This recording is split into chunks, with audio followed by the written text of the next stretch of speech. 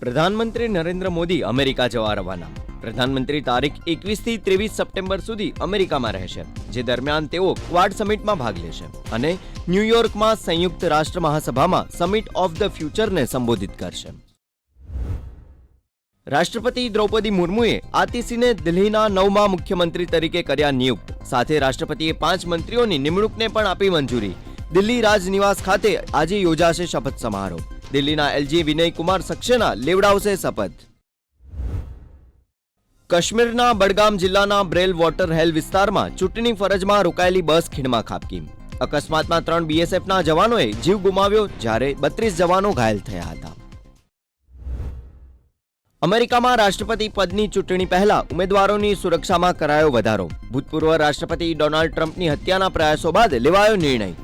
US house of રિપ્રેઝન્ટેટિવ્સે સર્વસંમતિથી આપી મંજૂરી. રાષ્ટ્રપતિ પદના ઉમેદવારો અને ઉપરાષ્ટ્રપતિ પદના ઉમેદવારોને મળશે ગુપ્ત સેવા સુરક્ષા.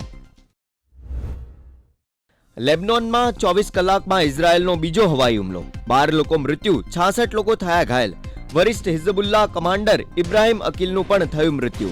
આ હુમલો F-35 ફાઇટર જેટ દ્વારા કરાયો. ભારત અને બાંગ્લાદેશ વચ્ચેની પહેલી ટેસ્ટમાં ટીમ ઇન્ડિયાની બાંગ્લાદેશ સામે પકડ મજબૂત.